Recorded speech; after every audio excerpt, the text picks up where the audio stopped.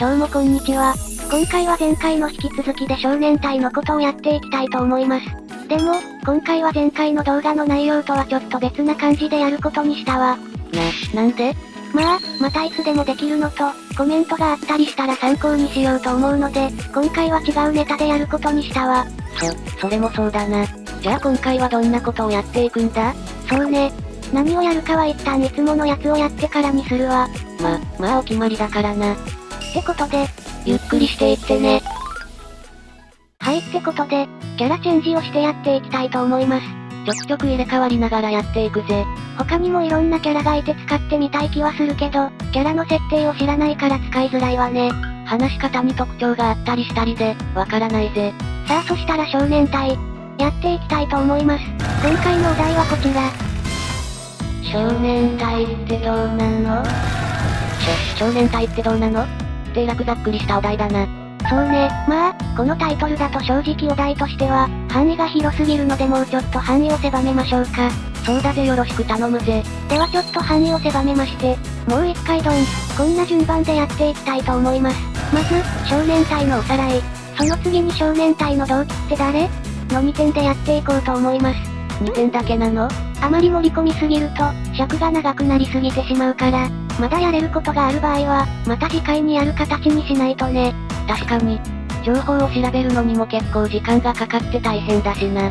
何より、それを編集するのが一番の重労働だわ。見てる分にはわからなかったけど、ちょっと動作をつけたり演出するのにも、手間がかかって編集作業工程が大変だな。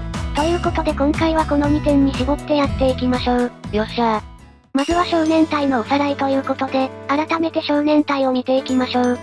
で、おさらい工程としては、はいどん。1、少年隊の一般的な認識。2、少年隊結成の話。3、少年隊の人気は？この3点のことをまずは見ていきましょう。はいってことで、少年隊の一般的な認識ということで、少年隊の主な活躍なんかをざっくりとながら見ていくことにするわね。あいよ。少年隊とは男性3人組のアイドルグループで愛称は少年となります。愛称なんてあったんだな。少年か。ふむふむ。メンバーは錦織和清さん、植草克秀さん、東山紀之さんの3人となります。活動期間は1985年から2020年9月20日までとなっていますが、少年隊は解散したわけではありません。ですが、メンバーの錦織和清さんと植草克秀さんが所属のジャニーズ事務所を退所したことにより、事実上の解散ということになっております。現状厳しい感じだな。実際のグループの活動としては、2008年、23年間続けたミュージカルプレイゾーン閉幕を最後にグループとしての活動はなかったみたいです。このプレイゾーン最後のステージでは、少年隊は永遠に不滅ですであったり、最後にはファンの人全員と握手でお見送り。全員と握手はすごいわよね。中年のファンが少年隊に熱狂。でレイムさんってばいつもの癖が出てるよ。5本。何もなかったことにして、このステージがグループとしての最後でした。余談話として、途中で出てきた当時事務所の先輩マッチが不評だった。またぶっこんできたね。それでこそ私の相方レイムだ。この23年間続けてきたプレイゾーンは、今は事務所の後輩に受け継がれています。では、次の少年隊結成の話に移りましょう。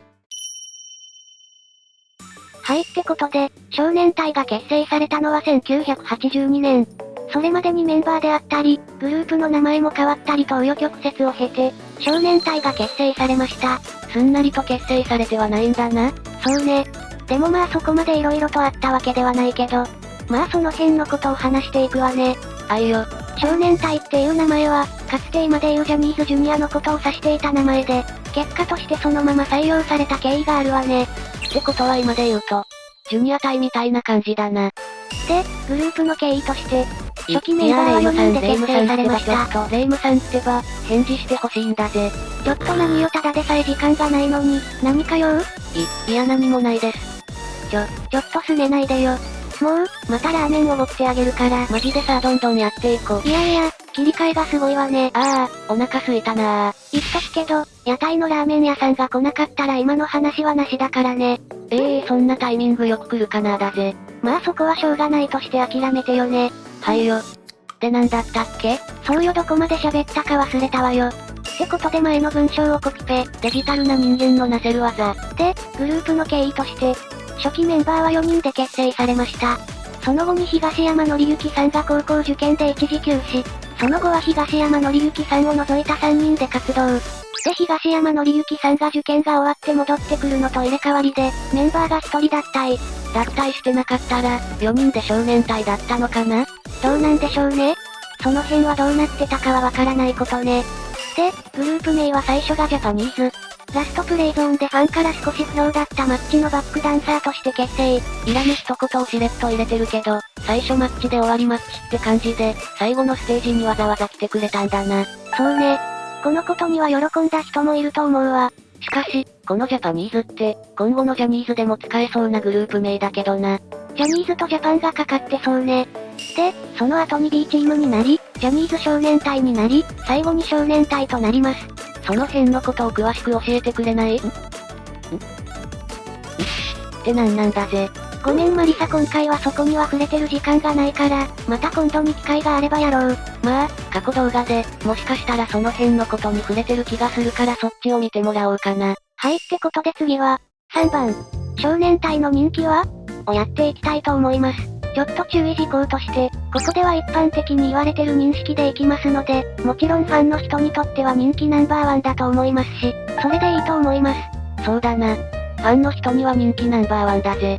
なので一般的に言われてることをここからはお話ししていきますね。はいよ。少年隊というグループは不遇だったという話があります。その不遇だったと言われるのはなぜか？そのあたりのことを解説していきながら、紐解いてみましょう。はいよ。まず最初に、そもそもに不遇という言葉は、良い運に巡り合えず才能、人物にふさわしい地位、境遇を得ていないこと、才能を持ちながらも巡り合わせが悪くて世間に認められないこと、とされています。ふむ、なるほどな。優れた才能があっても、巡り合わせや運によって世間一般に認められないのかだぜ。そういったことが少年隊には起こってしまったのか？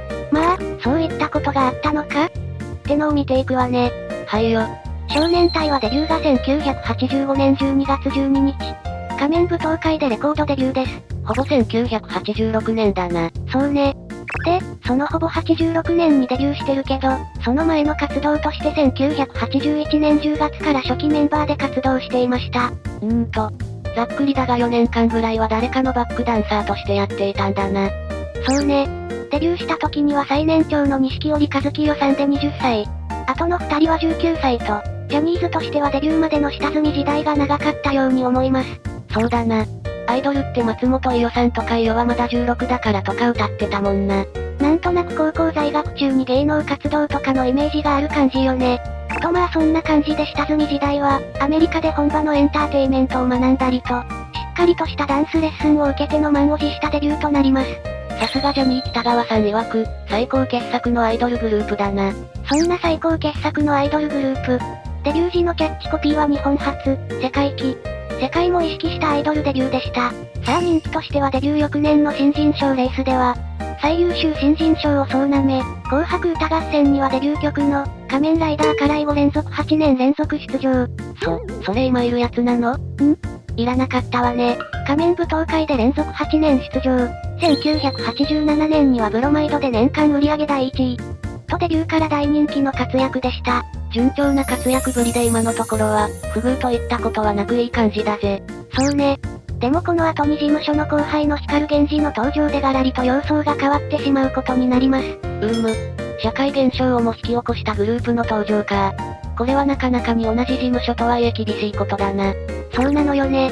光源氏は1987年8月にデビューなんだけど、そこからは少年隊の人気は少し失速することになってしまうわね。デビューして2年後にスーパーアイドルの登場か。このことにより、少年隊はデビュー2年で中堅グループの役割を担わされたような形になり、ほとんどテレビにも出演がなく、舞台での活躍が、主になっていったようです。まだまだ一番テレビで活躍できる年頃だったのにな。そうなのよね。ウィキペディアの情報でも1987年から1994年までの間の活躍履歴とかがないわね。光源氏の登場で人気が失速してしまったのか。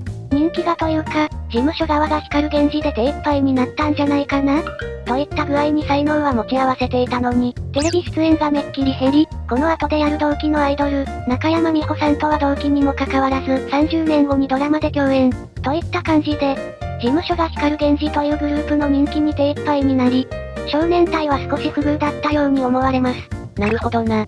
あそこまでの人気グループじゃなかったら、違ったんだろうな。社会現象を引き起こしてしまうようなグループだったからね。事務所も手一杯になるのはしょうがないことだったわね。さあ、そしたらここまでで、1番目の少年隊のおさらいは終了です。ここからは2番目の少年隊の同期って誰をやっていきたいと思います。はいってことでここからは私たちでやっていきますね。そしたら2番目のテーマの少年隊の同期って誰を早速やっていきたいと思います。よっしゃー。やっていこうぜ。まずは同期といっても色々あるので、最初は事務所の同期は誰なのかからやります。そして2番目には他の事務所の同期のアイドルを見ていきたいと思います。ふむふむ。では、早速。少年隊で一番早くに入所したのは、錦織和清さんとなります。その錦織和清さんと同期は近藤正彦さんと野村義雄さんとなります。おお、なるほど日記とマッチで相性もなんか似ているな。しかし、デビューとしてはマッチの方が早かったってわけだな。そうね。マッチのバックダンサーも務めていたからね。で、東山紀之さんと植草克秀さんの同期の人はいないみたいです。ふむ。少年隊は事務所での同期入所の人はほぼいない感じだな。まあ、デビューできなかった人とかはいたんじゃないのかなその辺はちょっとわからないわ。仮にわかったとしてもその情報いるって感じなのでこれはこれで終わりたいと思います。さあ、次の2番目をやっていきましょう。1985年は花の85年組とも呼ばれたりするほどで、あの花の82年組に匹敵するほどの当たり年とされています。そんなに有名なアイドルがいたんだな。どんな人物がいたんだぜ？名前を読んでいこうと思うんだけど、さんをつけているとテロップが長くなってやりにくいので、呼び捨てで行かさせてもらいますね。では、中山美穂、工藤静香、宮沢りえ、南野陽子。南野陽子さんは芸能界デビューは84年の秋なんですが、85年にキャッチコピー、とともに歌手デビューを85年にしているということで、85年にさせてもらってます。ちなみにスケバンデカも85年だぜ。さあ、続きまして、浅香唯、井森美幸、相良春子、網浜直子、藤井和子、岡安由美子、本田美奈子、松本紀子、森口博子、となっております。なんだか後半は怒涛の名前に子がつく人が多かったな。それでいて誰も被ってない。まあ、そこは事前に名前をチェックしてたのかな。なんだか名前を読んでいて気持ちよかったわ。あ、しまった。どうしたんだぜ？斉藤由貴さんも85年組でした。斉藤由貴さんも南野陽子さんと同じで84年に芸能界デビューですが、歌手デビューが85年で、そのことにより85年組と言われておりますね。斉藤由貴さんは初代のスケバンデカだぜ。さあ、しかしこれは花の85年と言われるくらいのことはあるぐらいのメンツだったわね。そうだな。これだけで動画のネタになるぐらいだな。マリサの言った通りで、この情報量を今からやると時間が長尺になりすぎるということで、今回は同期のメンツ紹介だけを、して次回に改めてまたやりたいと思います。なんだかんだでまた長めの動画になってしまったな。そうなのよね。動画作成の勉強中の今は、8分くらいの動画にしたいんだけど、ネタの数と時間配分がまだわからないわ。さあ、そしたら今回のまとめです。少年隊ってどうなの？というテーマで今回やっていきましたが、才能があって世界をも視野に入れるぐらいのグループだったんだぜ。しかしながら不遇なことがあり、テレビ出演が減り舞台が主な活動になります。でもプレイゾーンでファンを魅了する最高の舞台。23年間務め上げ、後輩にその最高の舞台を譲り渡し受け継がれている、そういった素晴らしいグループ、少年隊でした。いやー、今回はなんだかんだ、長い動画になってしまったな。ちょうどいいタイミングで、チャルメラの音が。そうね。お腹も空いてきたし、みんなでラーメン食べに行きましょうか。やったー。やったー。電話急ぐだぜ。ちょっと待ってよー。もう、みんな置いてかないでよー。これ霊夢のおごりだからな。もう、わかってるわよ。両つべの収益もないのに、私たちが食べるところないわよーさん。屋根の上で待ってよーと。さあそしたらお腹も満たされたしそれでは、ここまでご視聴ありがとうございました。